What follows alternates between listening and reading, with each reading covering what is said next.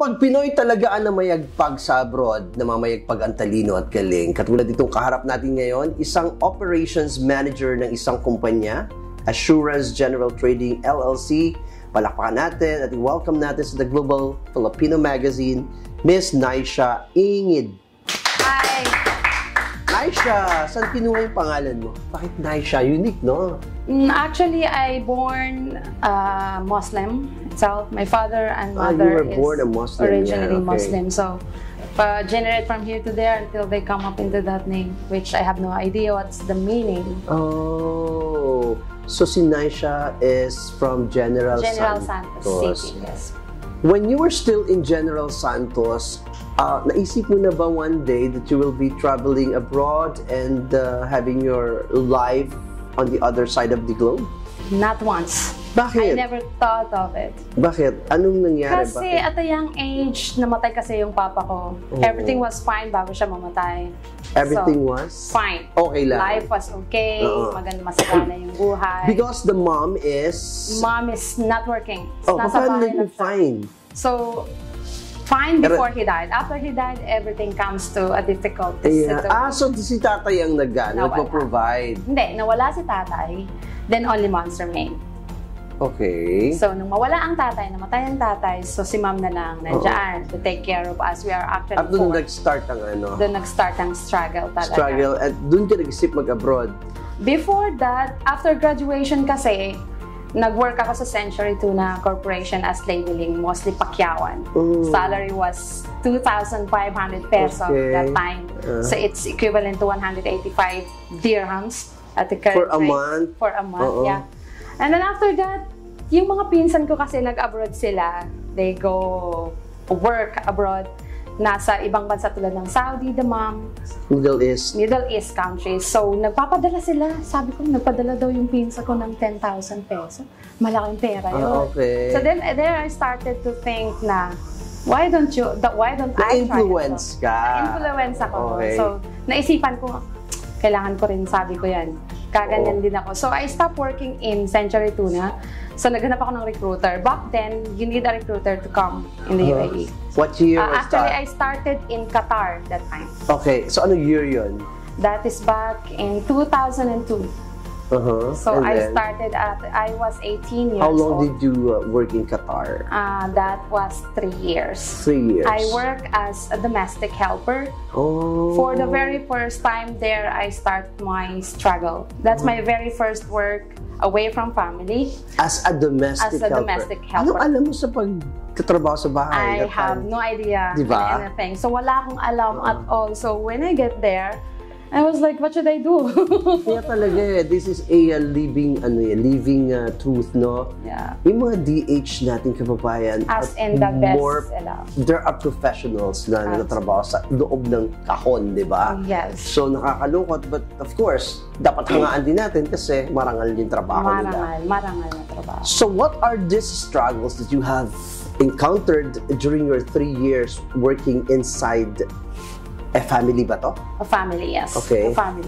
When I get there, makikita mo is the four corners of the house. Malaking bahay, up and down.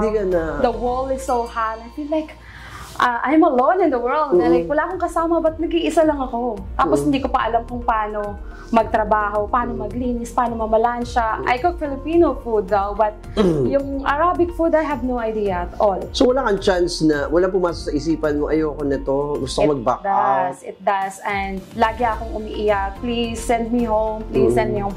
Lagi kong kausin na, yung amo kong babae, okay naman siya, nakakausap ko, binibigyan ako ng advices like, it's okay, para sa'yo to, magiging okay ka rin. Mabait naman yung amo mo. Swerte ka, di ba? Pero ang hindi mabait, yung nanay nung asawa nung amo ko, so in-laws niya. So hindi rin nag-English, hindi nagsasalita ng English, hindi mo makausap ng maayos, lagi galit, matanda na.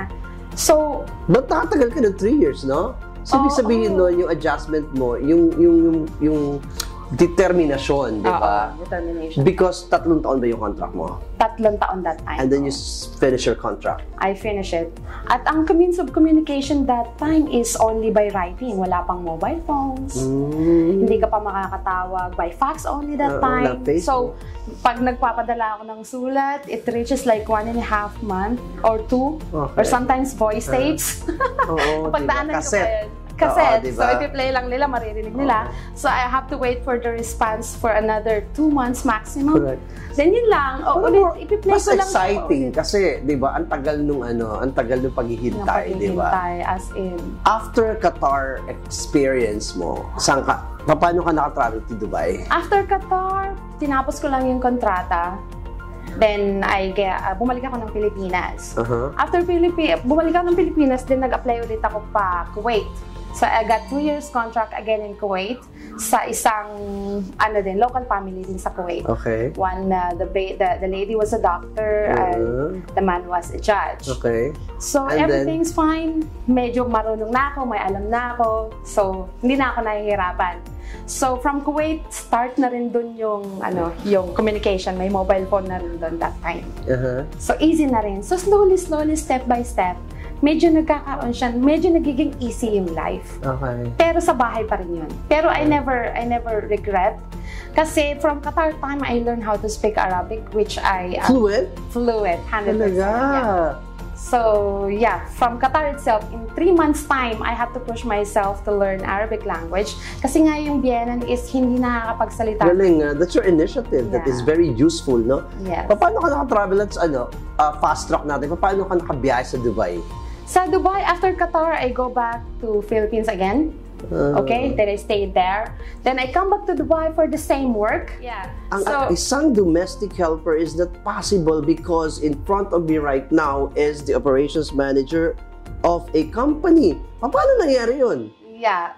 Actually, when I get back, when I flew from Qatar, Kuwait to Philippines, in 3 months' time, I come back to Dubai in the same job role for 2 years in Arabic family here in Jumeirah. During that time, nag-iikot kami. Mabait yung pamilya, although marami siyang mga anak. 5 anak niya, so I have to take care of all of them. So again, cooking, cleaning, everything you can think of when it comes to household, ako lahat ang gumagawa. So yung pamilya, habang nag-iikot kami or we're going out for some plans, she will always say that, see the Dubai now, soon after 10 years makikita mo magbo-boom to. She would always say like that to me. So I said, would you let me out? Would you let me work? Then she was, yeah, for sure, why not? And but bring me somebody in return. Okay. So what I did was, tinala ko yung sister ko in exchange of myself. Then I work in Palma as waitress. Nakawala ka na dun. Nakawala na ako sa zone na yan, sa box na yan. So nag-start ako as waitress sa Palma Beach Resort and Spa. That is in Kuwait. That's back in 2010, I remember. Okay. So after 6 months, na-promote ako as coffee shop supervisor. So medyo paangat siya ng paangat, slowly. And after a year, na-promote ako sa sales coordinator in the same hotel. So slowly, gradually, I'm getting into that, step up to the higher level. So after that, maybe I was with Palma for 3 years. 3 years ang kontrata ko sa kanila. After 2 years, na-promote ako as front office manager. Okay. So I'm dealing with the owner itself, pati mga VIP niya, with travel, Morocco. So basically, naka-experience ka na. Naka-experience ako. And after that, nag-work ako as front office manager na. So I had 2. That's Quain Beach Hotel, and then A1 Ajman Suites in Ajman, and then that Palma. So 3 hotels I work with. And after that, I left from northern region. In that area, it's kind of boring. I said, why do I not try to work in Dubai? Maybe there's something there for me. So, nagkaroon ako ng opportunity sa isang elevator company called Omega Elevators and Escalators LLC.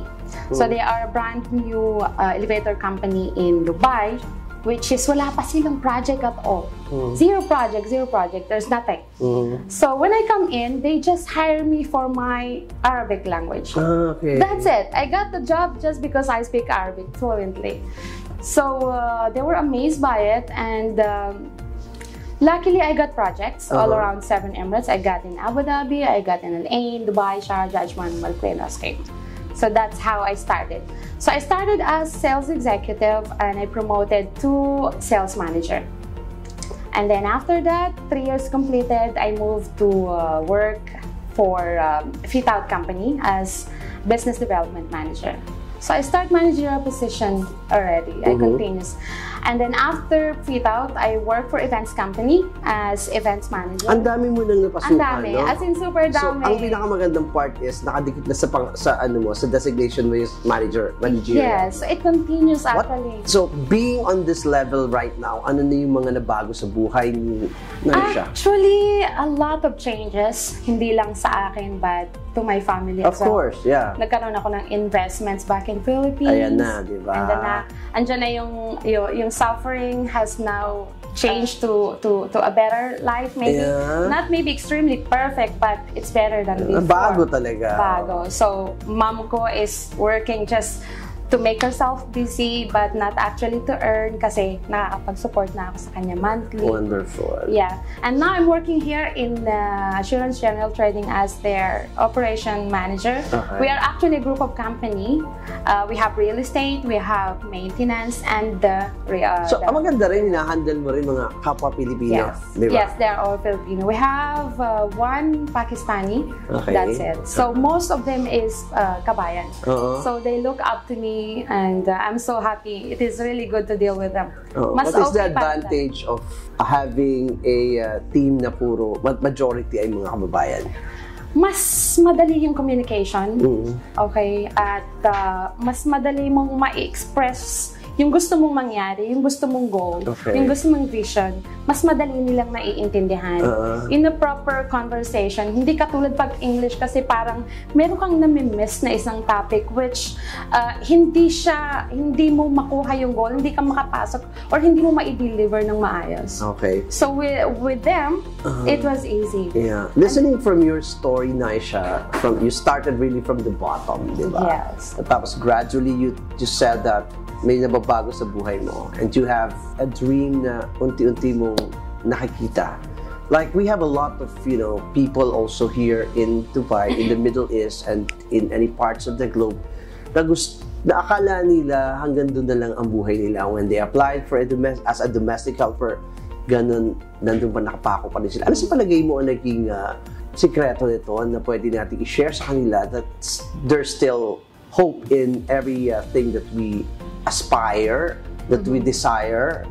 Gaano kahalaga ang education para sa'yo? Education for me, let's say 50%, I'm sorry. Strategy is everything. Kahit na gumraduate ka, kung hindi mo alam kung anong gagawin when you are into that situation, dapat meron kang guts. Para sa akin, yun ang naging way ko. Kasi ako hindi naman ako gumraduate ng college.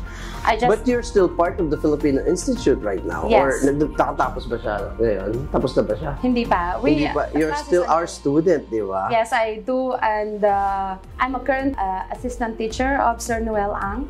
I'm so proud of that. Okay. So the class is going on really well and I'm learning a lot.